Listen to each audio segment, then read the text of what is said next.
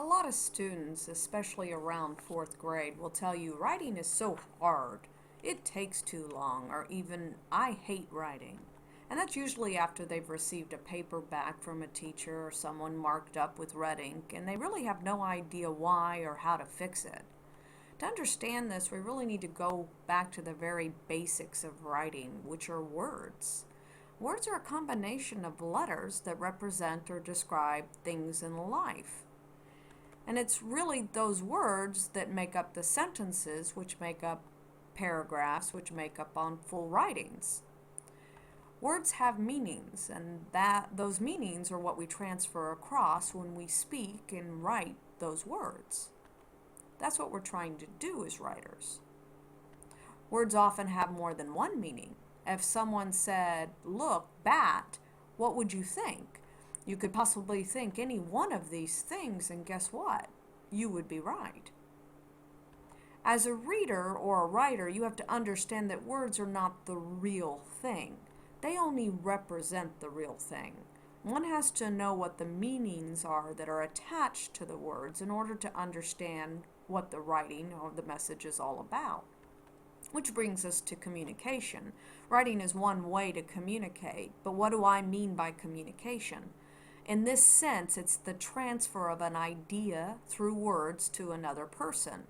The other person understands the same word meaning and idea you want it to transfer, and it's your job as a writer to pick the words and the punctuation combinations that will relay the exact message that you intended. And that brings us really to the importance of really understanding the meanings of words when you read or write or in life. I mean, seeing this sign and not really knowing what beware or closed or any other word means that are on these signs could have disastrous effects. I mean, they could actually have some really, really bad situations, and disastrous effects can happen if you really don't know and learn and use the correct meaning of words.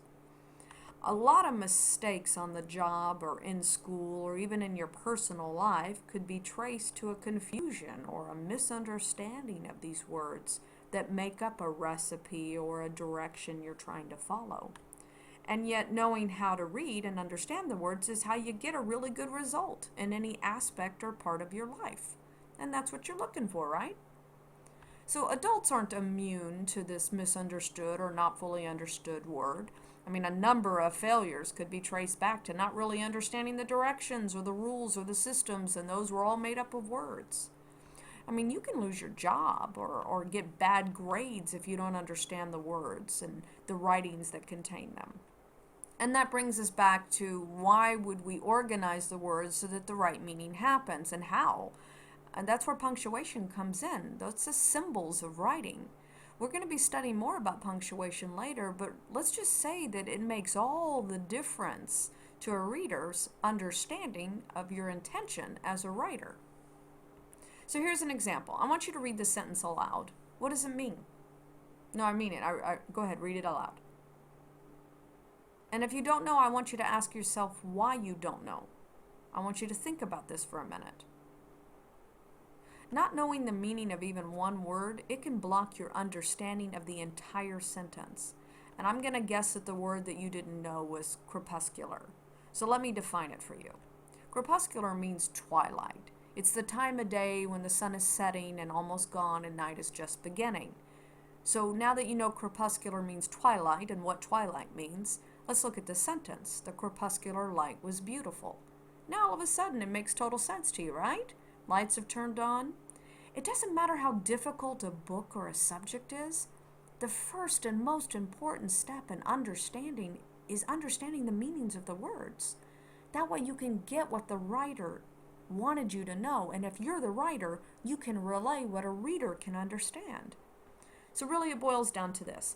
It's very hard to fully understand a paragraph or even a sentence if you don't understand the words, and it's doubly hard to write it.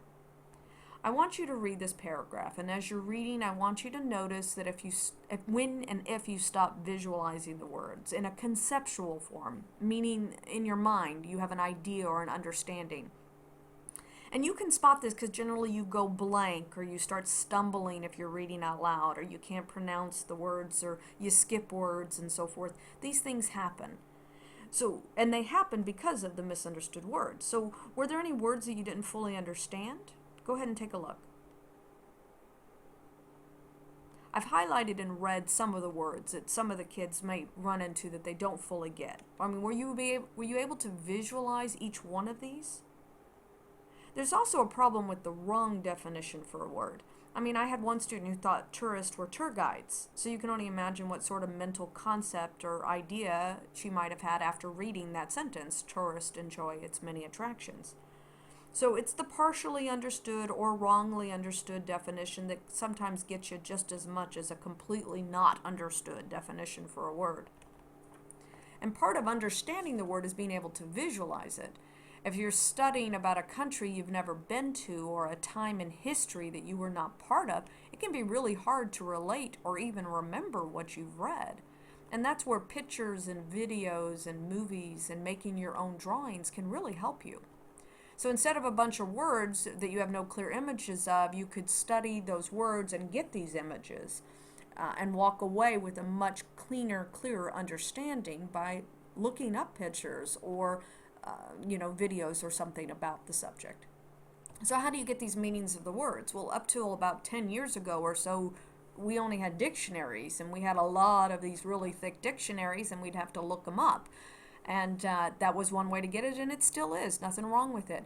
But nowadays, you've got a Kindle, and if you read on a Kindle, it highlights and goes right to a dictionary, and you can get the definition of a word and its derivation, meaning where the word came from and so forth. And I read on my Kindle all the time.